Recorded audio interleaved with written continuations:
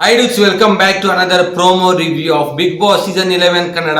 ನಾನು ನಿಮ್ಮ ಗಗನ್ ಸಿಂಹ non veg ಗುರು. ಇವತ್ತು ಬಿಗ್ ಬಾಸ್ ಕಡೆಯಿಂದ ಫಸ್ಟ್ ಪ್ರೋಮೋ ಏನ್ ಬಿಟ್ಟಿದ್ದಾರೆ, ಐ ಇಂಟೆನ್ಸ್ ಪ್ರೋಮೋ ಅಂತಾನೆ ಹೇಳ್ಬೋದು.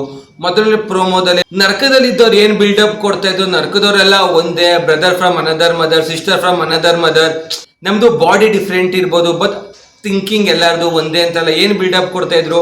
ಬಿಗ್ ಬಾಸ್ ಅವ್ರು ನಿಮ್ಗೆ ಒಗ್ಗಟ್ಟು ಎಷ್ಟೈತೆ ಚೆಕ್ ಮಾಡೋಕ್ಕೋಸ್ಕರ ಸುಮ್ಮನೆ ಹಿಂಗೆ ಎತ್ತಿಂಗ್ ಒಂದು ಬೆಂಕಿ ಹಾಕಿದ್ದಾರೆ. ಆ ಬೆಂಕಿ ಈಗ ದಗ ದಗ ಅಂತ ಉರಿತಾ ಇದೆ ಅಂತಾನೆ ಹೇಳ್ಬೇಕು. ಸೊ ಇವತ್ತಿನ ಫಸ್ಟ್ ಪ್ರೋಮೋದಲ್ಲಿ ಏನು ಗೊತ್ತಾಗುತ್ತೆ ಅಂತ ಹೇಳಿದ್ರೆ, ಇಷ್ಟೊಂದು ಸ್ಟೇಜ್ ಕೊಡ್ತಾರೆ, ಲೈಕ್ ಸ್ವರ್ಗ ವರ್ಸಸ್ ಸ್ವರ್ಗದವರು, ಆಮೇಲೆ ನರ್ಕ ವರ್ಸಸ್ ನರ್ಕದವರು. ಈ ಮನೇಲಿ ಇರೋಕ್ಕೆ ಯಾರಿಗೆ ಯೋಗ್ಯತೆ ಇದೆ, ಯಾರಿಗೆ ಯೋಗ್ಯತೆ ಇಲ್ಲ ಅಂತ ಡಿಸ್ಕಸ್ ಮಾಡಕ್ ಬಿಡ್ತಾರೆ. ಸೊ ನರ್ಕದವ್ರೆಲ್ಲ ಏನು ಒಂದೇ ಅಂತ ಇದ್ರು, ಅವ್ರ ಒಳಗಡೆ ಏನಿತ್ತು ಇನ್ನೊಬ್ರ ಬಗ್ಗೆ ಜೆಲಸಿ ಅದೆಲ್ಲ ಆಚೆ ಬಂದಿದೆ ಅಂತ ಹೇಳ್ಬೇಕು.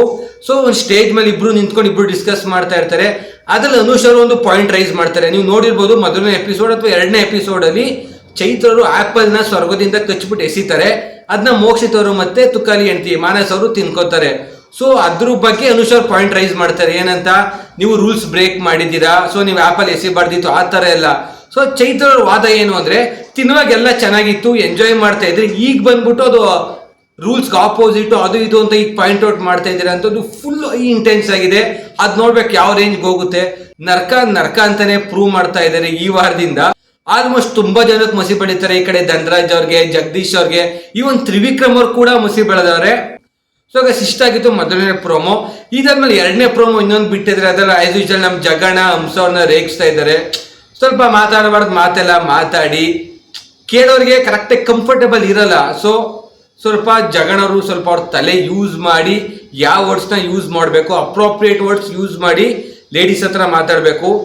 ಗೊತ್ತಾಗುತ್ತೆ ಈ ವಾರ ಸುದೀಪ್ ಸರ್ ಬಂದ್ಮೇಲೆ ಪಕ್ಕ ಇದನ್ನ ಪಾಯಿಂಟ್ ಔಟ್ ಮಾಡಿಬಿಟ್ಟು ಕಮ್ಯುನಿಕೇಶನ್ ಯಾವ ರೀತಿ ಇರಬೇಕು, ಇನ್ನೊಬ್ಬರಿಗೆ ಡಿಸ್ಕಂಫರ್ಟ್ ಆಗದಿರೋ ರೀತಿ ಯಾವ ರೀತಿ ಮಾತಾಡಬೇಕು, ಅದು ಪ್ರತಿಯೊಂದು ಈ ವಾರ ಕೂಡ ಸುದೀಪ್ ಸರ್ ಅವ್ರಿಗೆ ಹೇಳ್ಕೊಡ್ತಾರೆ.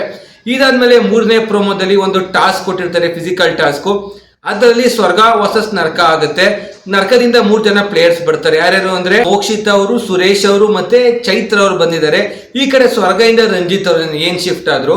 ಸೊ ರಂಜಿತ್ ಅವರು, ಧರ್ಮಕೀರ್ತಿರಾಜ್ ಅವರು ಮತ್ತೆ ನಮ್ಮ ಮಂಜಣ್ಣ ಅವರು, ಈ 3 ಜನ ಆಡ್ತಾರೆ. ಈ ಟಾಸ್ಕಿನ ಪರೀಕ್ಷೆ ಏನು ಅಂದ್ರೆ, ಇನ್ ಕೇಸ್ ನರ್ಕದವ್ರು ಏನಾದ್ರು ಗೆದ್ರೆ ಈ ಟಾಸ್ಕ್ ನ, ಸ್ವರ್ಗದವರು ಪ್ರತಿದಿನ ಅವ್ರಿಗೆ 3 ಸಲ ಊಟ ಮಾಡ್ಬಿಟ್ಟು ತಂದು ಕೊಡ್ಬೇಕು. ಇಲ್ಲಿವರೆಗೂ ನರ್ಕದಲ್ಲಿವ್ರಿಗೆ ಬಿಗ್ ಬಾಸ್ ಅವ್ರು ಮೊಸರನ್ನ ಅಂತೆ ಗಂಜಿ ಅದು ಇದು ಕಳಿಸ್ತಾ ಇದ್ರು. ಸೊ ಇನ್ಮೇಲೆ ಸ್ವರ್ಗದವ್ರು ಏನು ಊಟ ಮಾಡ್ತಾರೆ ಆ ಊಟನ ನರಕದವ್ರಿಗೂ ಕೊಡ್ತಾರೆ, ಡೈಲಿ ಮಾಡ್ಕೊಡ್ತಾರೆ.